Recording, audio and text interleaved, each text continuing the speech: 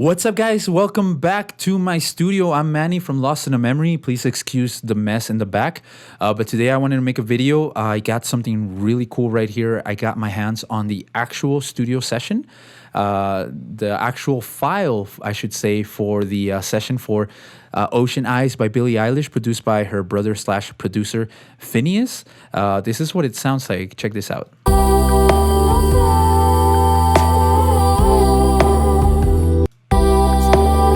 So today I want to do something cool and I want to break down the production of the song, really see what techniques they use to record it, and find some of the verses, for example, and take a look at all the instruments, everything. So yeah, let's get right into it. So check this out. So first, you'll notice that, well, here's a fun fact. So this is Logic Pro X. This is the same software that Finneas uses to make his music. It's not very expensive. It's very similar to GarageBand for those who don't know. So this song basically just goes to show that you can make this in your home studio. In fact, that's what they did. They made this in Finneas's bedroom, I think, or her bedroom, one of their bedrooms, right? So you don't need fancy stuff. In fact, there's a lot of things right here in the recordings that I was noticing earlier that, well, it's not the most professional recording, but it sounds freaking beautiful. So let's get right into it. The first thing is that you'll notice that it looks like it's pretty bare bones. Not a lot of buses right here, not a lot of tracks apparently, but the tracks are hiding right here under track stack. So these are vocals, but it's a vocal stack. So there's actually 5 vocals hidden underneath and 12 more right here. So let's actually get right into it. The first thing you'll notice, let's jump right into the intro. So it sounds like this. So instrumentally, there's not a lot going on. The only thing playing is this dark pad. Here's what the settings look like. But the vocals, that's where it's interesting. There's 12 vocals playing these vocal layers.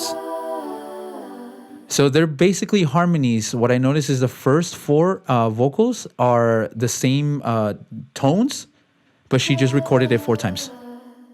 And if you look, they're all panned differently. So that's panned hard left, hard right, this one's middle left, middle right, and so on and so forth with the next ones. So these ones are the same thing. This is where the harmonies come in.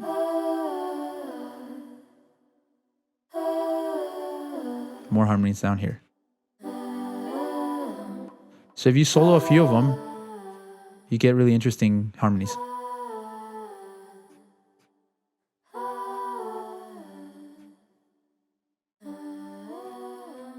And right here,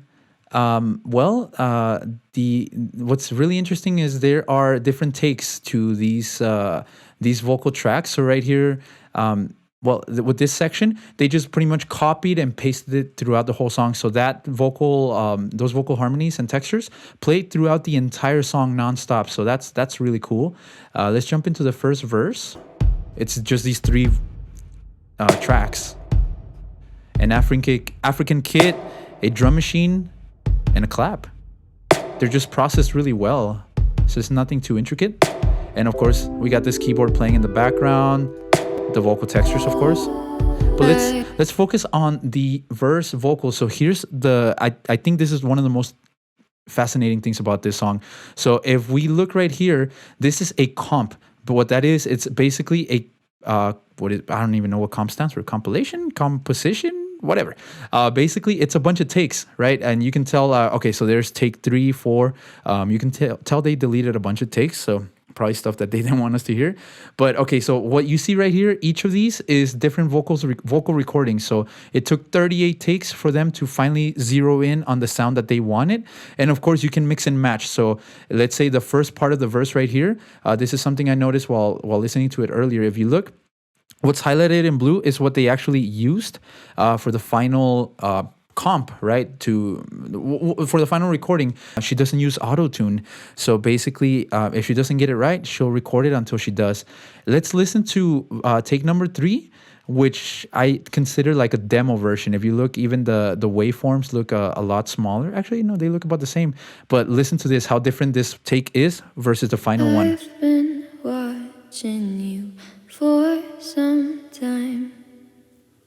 Can't stop staring at those ocean eyes. And if you notice, they don't use any noise gates, which is very interesting because throughout the song, once the beat comes in, you can hear the beat bleeding out. So bleeding from the headphones onto the microphone. So it means that they didn't use very good headphones. Just saying that you don't need fancy stuff to make something. It's an alchemy bass. It's a really cool sound, and I think I'm gonna borrow that one. Okay, so let's break down the vocals right here. There is 5 vocal tracks. What's cool about this is that the first 3 vocals are actually singing the same thing. This is the lead, which is the most processed track right here on the chorus. Layer 1 and 2 is Billie Eilish singing that same part, just panning it to the left and the right, so it gives it that chorus effect. And here's the harmonies. Same thing, one left, one right.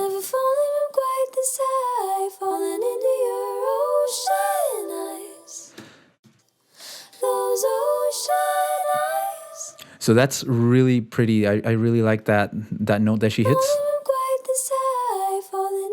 Those ocean eyes. Well, I was probably out of key trying to sing along, but yeah, really, she has a really pretty voice. You can tell right here that they comped a few takes. So let's listen to take number 2 and see how different that sounds. You really know how to make me cry when you give me those ocean eyes. I'm scared. So not too much of a difference. So you can tell they had that nailed since they didn't need a lot of takes for that one. The vocal textures, of course, they still play right there. And then instrumentally, it's very interesting. It's still very bare bones. Less than 10 instruments right here. The dark pad plays throughout the whole song. Then there's a piano underneath that. It's really quiet. Then we get these nice textures. And underneath that, if you listen, on the left speaker or headphone, you hear this string synth. Right here, you hear a more traditional synthesizer, Moonlight Arc. On the right side, of course, you got your bass line, which is complemented very well by those drums, or the other way around. Okay, verse 2. Let's get into the vocal processing. This is where it gets really interesting. So, verse 2. I've been walking through a world gone blind. Can't stop thinking Can you notice the sounds bleeding in the background? of your diamond. So that's where a good pair of headphones can prevent that. But they mixed it so well that you can't hear that. So it looks like they used take 11. Mind. Do you hear that? So that comp was very harsh. There's a clip. Mind. There's a click. So you can't hear in the final mix. So that's cool. But check this out. This is where Billie Eilish messed up this note, which is fine. You know, she doesn't sound bad. But they used this note from take 8 and combined it with take 11. So here's how it sounds. Take 11. Thinking of your diamond mind. So she, excuse me. So she was a little bit out of tune right there, out of key. So they used take 11. Let's hear what that verse sounded like. Take 2 in the early take. So let's comp that in. I've been walking through a world gone blind. Can't stop thinking of your diamond mind.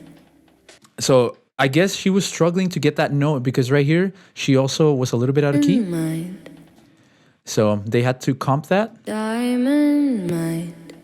It is a hard note because it is very low. That's a hard note to hit. But let's get into the processing. So over here on the left side, where I'm hovering my mouse, that's where you see the vocal processing right here. So I'm going to play this track with no processing at all, and you're going to notice a huge difference. Check this out. I've been walking through a world gone blind. And that's the raw track. Can't stop The first plugin that they used of your diamond is a channel EQ. mind. Did you notice that difference? Without? Careful With. creature made. So they boosted the lows and the highs to give it more body, more clarity right here. Then add a compressor. So check this out. Friends with time. He let That compresses the dynamics, makes it louder, makes the quiet parts louder, and the louder parts just puts a ceiling on them. left her. And here's the secret Billie Eilish signature thing. So a space designer, which is a reverb.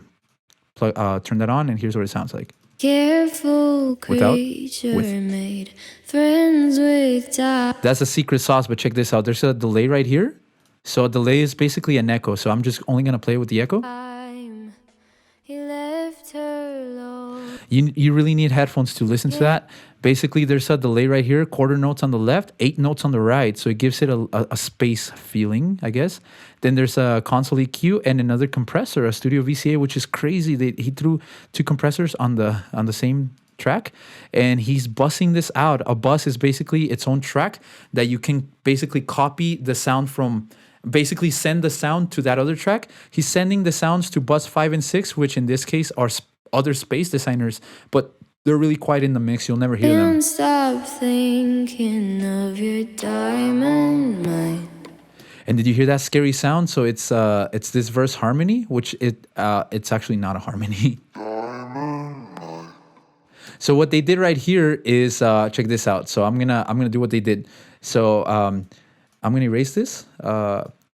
So basically, he selected the verse vocal, copied it over to this new track, and then added a pitch shifter down a whole 12 semitones, which is a whole octave. So basically, without that plugin, this is what it sounds like. Diamond mind. With it, it sounds like this. So it changes the pitch. Here's what it would sound like with 5 semitones. 12. So it's a nice little texture, a little bit random, but it fits. So I'm going to go back over here.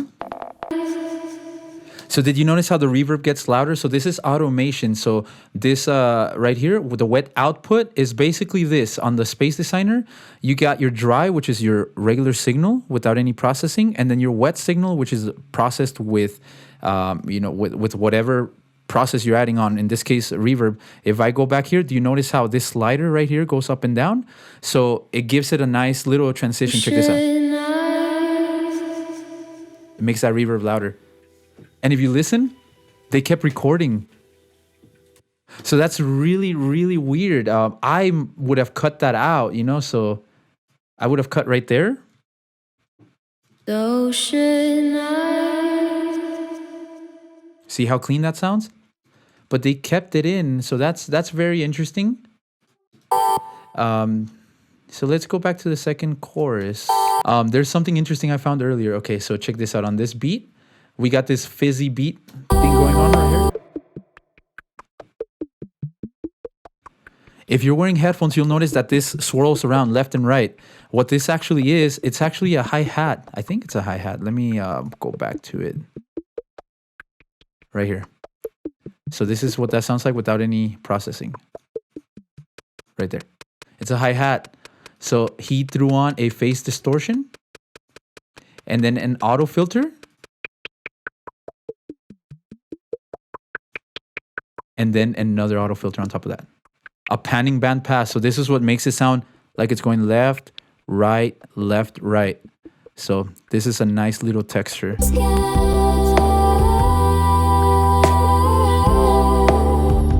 Now listen to this vocal.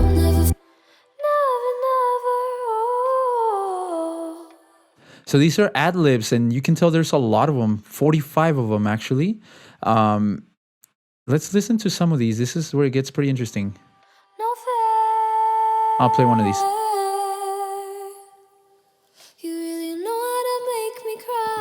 Here we go.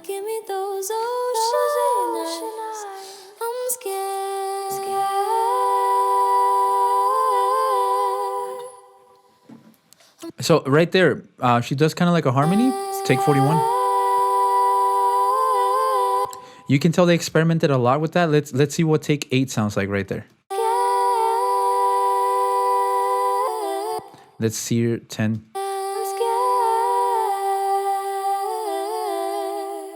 A little bit out of key right there, but you got to record, and eventually you end up with that one take that you like and that fits the song. So it's really cool. So let's go back to how it was. So take 41, of course. All right, so that's a nice little extra vocal, heavily processed. falling from quite the side, falling into your ocean. All right, so this is the coolest thing. And well, the reason why I already know what's going on is I tried to record this video earlier. It didn't quite work out, so this is like my third time recording it. But check this out. So what I've noticed right here, have you noticed all the recordings are mono, right? So they only have one waveform. This one has two, meaning that it's a stereo track. And of course, one side is different and one is different from the other. So basically, check this out. Let's play that ghostly vocals. This is the coolest thing in the whole track.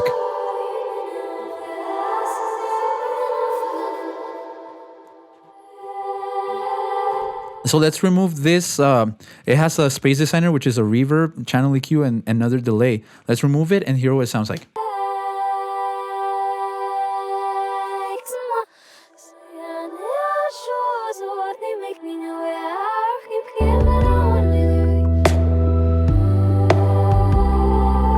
So what that is it's the chorus backwards. So let's actually bounce it without the extra delays and reverbs that they added. And then we're gonna go ahead and reverse that. All right, and here's what we get.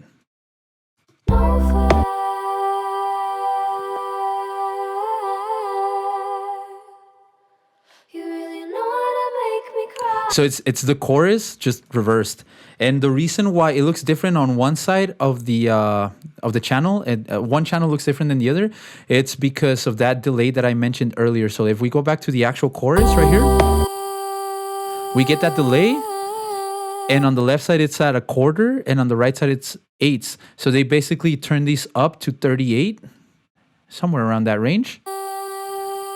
And if you're listening on headphones, check this out.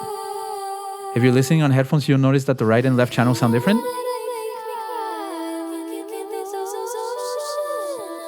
So they basically did that and then bounced it with the delays and then reversed it as a stereo track.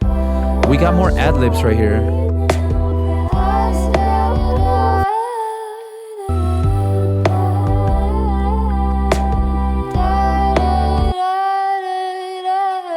Let's hear the first take of that.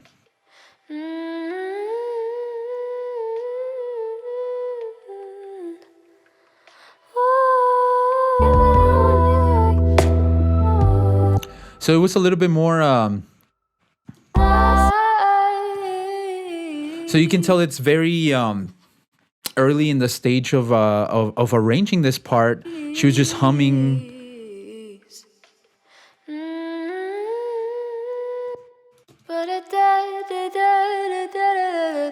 Right here, she's hitting us with the da-da-da-da-das. See, that's really cool. Let's hear this one. And of course, the final one. And there are no takes after this one, so you can tell as soon as she hit that one, they were like, yo, that's it. Yo, we got to keep that one. So that's really cool. Something funny about take number 13 right here that I noticed earlier. Check this out. So this is what it sounds like normally. Check out take number 13. Never fallen quite this high, falling. I can't believe I found that. So that's cute. I guess they were recording and they must have cracked up. So that means they were having fun while making this. Let's see this one. She must have missed her cue on that one. Never fallen quite this high, falling into your ocean eyes. Those ocean eyes. Yeah, so there's a lot of these takes right here. Why can't I comp that? Okay, there we go. Oh, this is really cool. Okay, so this part where she says no fair, right? So all the other takes, they're more straightforward. It's more like a no fair.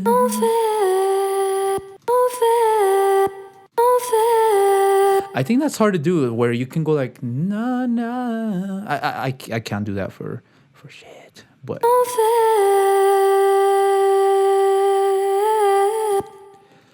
Okay, so let's see what's left here. You really know how to make me cry. It goes back to the same way that it Give me started with those just, actually, ocean instead of the dark pad, it's the piano playing. I'm scared. Notice that automation right there? So that yellow line represents volume. Oh, my bad. I left in that take where she cracks up. Those ocean eyes.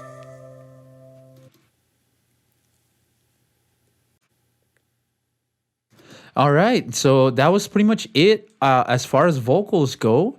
So let's get into the production. So if you want to stick around for the rest of this video, I'm going to be talking about production and how they mixed, produced, which I kind of hit those points a little bit while we were going through these individual tracks.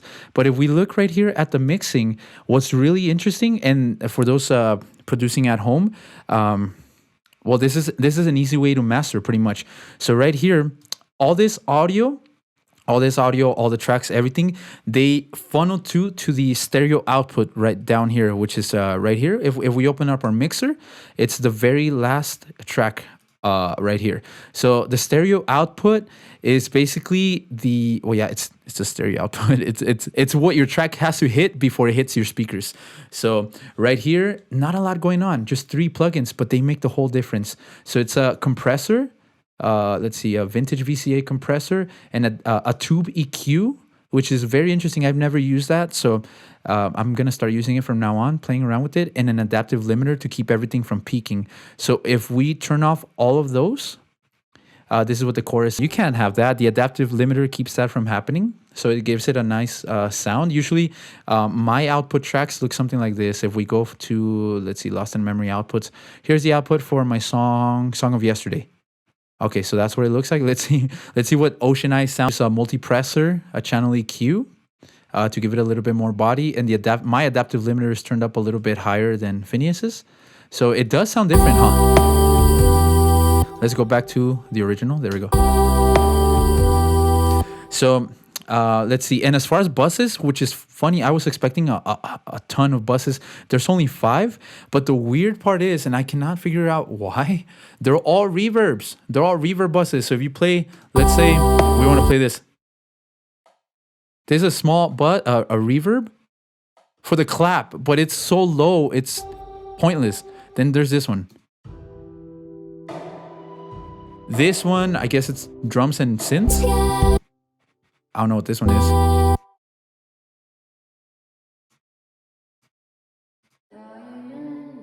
So this is for the vocals. But the thing is, each of the vocal tracks on each of the tracks has its own space designer. So, I mean, the most efficient thing you can do right here, as opposed to what was done, is you can throw your reverb onto its own separate bus like this, and then just bus out, send the tracks to that bus, so that you only need one reverb plugin. I'm guessing the reason why it was done the way it was done is they just made a track and copied it and pasted throughout, because a lot of these settings look very similar, just a little bit modified, and so that he could have done this automation tail. So it makes sense the way it was done. So let's so that's pretty much it. Not a lot of buses, just that. Everything else, let's see, what is this? Reverb? Another reverb bass? Bus? What the hell is that? There's nothing going into this. There's not a lot left to look at, but we pretty much dissected everything about this. I mean, if you really want to go in depth, you can look into the settings used. For example, this bass. It's not just alchemy. This is what's interesting. Obviously, he threw a channel EQ to make it bassier, but then threw it through a tube EQ and a compressor to make it even louder. So that's really cool. That's pretty much it. My closing thoughts on this project. This was really cool to look at. It shows that sometimes less is more. Nothing too overly complicated going on in this project. It's a beautiful song. The performances are freaking pretty much flawless. They're top grade performances. So if you want to create stuff like this, you don't really need any expensive stuff. So that's it, guys. Well, thank you so much for joining me on this video breaking down Billie Eilish's Ocean Eyes. I want to do more of these right here. I can do tutorials. I mean, I mess with Logic all the time when I'm making my own music. So we can even take a look at those. But in the meantime, that's it, you guys. If you have any questions about the project, anything else, any questions about making music on Logic, let me know. Leave a comment down in the comment section down below. Check out some of my original music tracks. I just released a music video a couple of months ago called Took It For Granted, and I got a new song coming out hopefully this month, if not next month. I'm gonna actually record some vocals right now. So thank you guys so much for joining me. Have a great rest of your day/night. Manny from Lost in Memory. Peace.